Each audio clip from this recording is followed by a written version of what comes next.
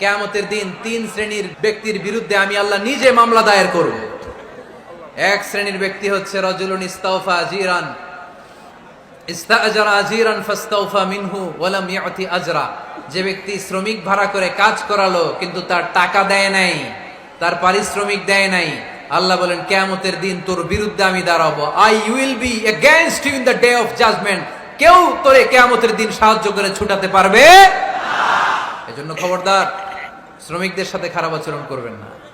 আবার শ্রমিক ভাইরাও যারা আছেন, আপনাদের ডিউটি যত ঘন্টা ঠিক তত ঘন্টাই পালন করতে হবে, তা না হলে কিন্তু আপনাদের উপার্জন হালাল হবে না।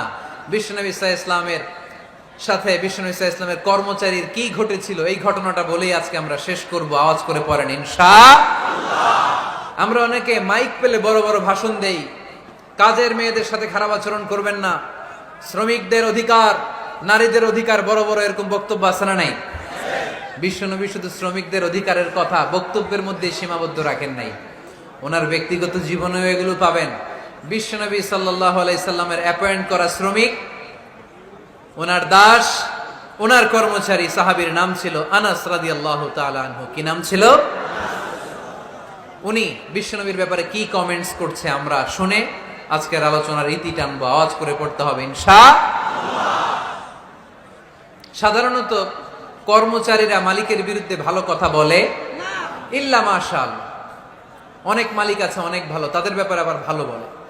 সাধারণত কারো ব্যাপারে যদি আপনি তথ্য নিতে চান, আপনি তার ওয়াইফের কাছ থেকে তথ্য নেন, তার কর্মচারীর কাছ থেকে নেন, তার বাড়ির দারোয়ান থেকে নেন, তার ঘরের কাজের মহিলার কাছ থেকে নেন, তার ড্রাইভারের কাছ থেকে নেন, তাহলেই তার ব্যাপারে আসল সব তথ্য বের হয়ে আসবে। দেখুন বিশ্বনবীর কর্মচারী বিশ্বনবীর ব্যাপারে কি বলে। সাহাবীর নাম সবাই বলতে হবে, সাহাবীর নাম রাদিয়াল্লাহু তাআলা আনহু। উনি বললেন বিশ্বনবী যখন মক্কা থেকে মদিনায় হিজরত করলেন, হাজার হাজার মদিনাবাসী বিশ্বনবীর সাথে দেখা করতে গেল। যারাই দেখা করে সবাই বিশ্বনবীর হাতে কিছু না কিছু হাদিয়া দেয়, যারাই দেখা করে হাতে করে বিশ্বনবীর হাতে কিছু না কিছু দিয়ে দেয়। সুবহানাল্লাহ পড়ে। তাহাদাও তাহাব্বু, একে অপরকে হাদিয়া দিবেন, মহব্বত বাড়ায় দিবে কে?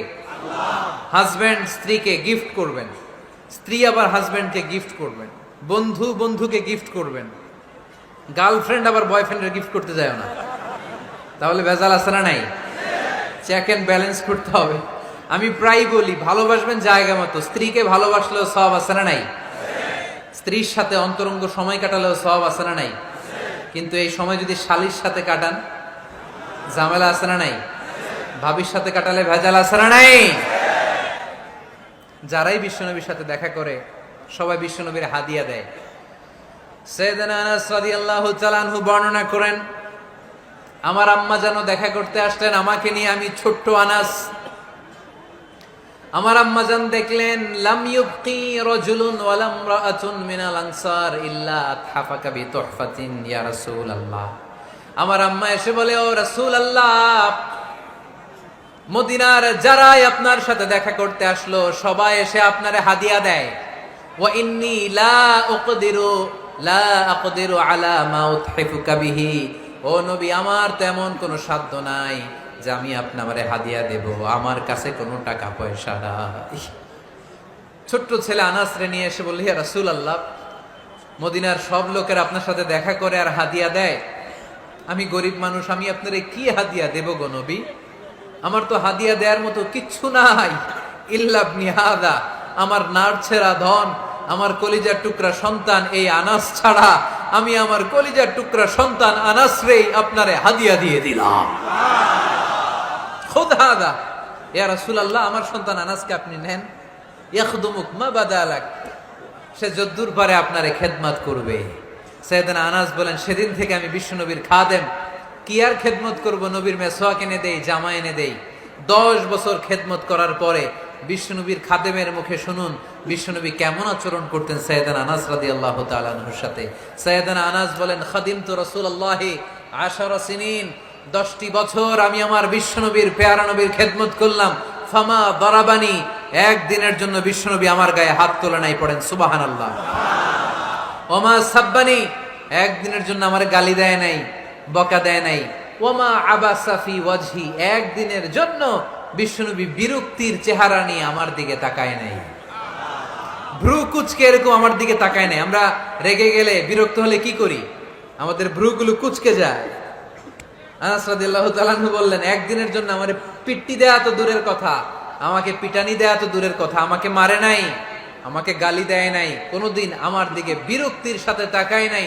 ওয়ালা ক্বালা লি লিমা সানাআতা ওয়ালা লিমা লা সানাআতা, কোনোদিন এও বলে নাই আনাস এটা কেন করলা, ওইটা কেন করো নাই। চিৎকার করে পড়েন সুবহানাল্লাহ। এজন্য বিশ্ব নবীর মতো আমাদেরকে আমাদের শ্রমিকদের সাথে, অধীনস্থ কর্মচারীদের সাথে আচরণ করতে হবে। রাজি আছি তো সবাই? এন্তেকালের আগে বিশ্বনবী সাল্লাল্লাহু আলাইহি সাল্লাম দুইটা কথা বললেন। কয়টা? এক নম্বরে বিষ্ণু ঈসা ইসলাম বললেন আসসালাত, আসসালাত, নামাজ, নামাজ, উম্মতেরা নামাজ, নামাজ ছেড়ে দিও না। দুই নম্বরে বিষ্ণুই বললেন ওয়ামা মালাকাত আইমানুকুম, খবরদার অধীনস্থ কর্মচারীদের সাথে খারাপ আচরণ করো না।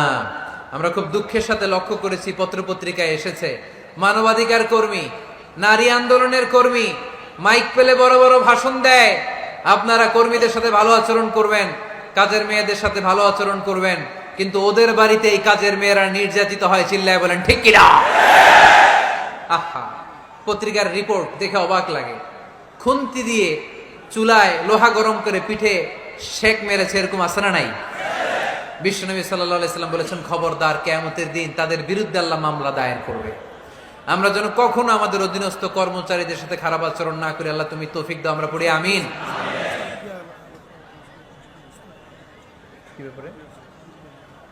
এজন্য শ্রমিক মালিকের সম্পর্ক হচ্ছে চেক এন্ড ব্যালেন্সের সম্পর্ক। যারা শ্রমিক তাদের দায়িত্ব হচ্ছে মালিকের যে হক সেটা আদায় করা, যত ঘন্টা তার সাথে চুক্তি হয়েছে তার পুরোটা আদায় করা। আর মালিকের উচিত অধীনস্থ কর্মচারীদের সাথে ভালো আচরণ করা। আমরা যেন এই চেক এন্ড ব্যালেন্স করতে পারি, আল্লাহ তুমি তৌফিক দাও। যে আয়াত দিয়ে শুরু করেছি ওই আয়াত দিয়ে শেষ করব। আল্লাহ বলেছেন ফাইদা কুদিয়াতিস সালাতু ফান্তাশিরু ফিল আরদ, যখন নামাজ শেষ হয়ে যায় জমিনে ছড়িয়ে পড়ো, রিজিক তালাশ করো। আবার নামাজের সময় হলে মসজিদে চলে আসো। তার মানে কাজের সময়, আওয়াজটা ছোট হয়ে গেল, চিল্লায় বলতে হবে, কাজের সময়, নামাজের সময়। পরিশ্রমে কোনো লজ্জা নেই, লজ্জা হলো আর অলসতাকে আজকের মাহফিল থেকে আমরা সবাই কি বলে দিলাম? মনে থাকবে সবার। একজন ভাই আজকের এই কাশিমপুর হাই স্কুল মাঠকে সাক্ষী রেখে শাহাদা বাক্য পড়ে মুসলমান হতে চায়। আমরা খুশি না বেজার? আমাদের আমল নামায় সওয়াবও আছে, গুনাহও আছে, কিন্তু এই ভাইটা শাহাদা বাক্য পাঠ করার পর থেকে নিষ্পাপ, তার আমল নামায় কোনো গুনাহ নাই। চিল্লায় বলেন ঠিক কিনা? আমাদের ইসলাম ধর্মে তাকে স্বাগত, আমরা সবাই পড়ি আলহামদুলিল্লাহ।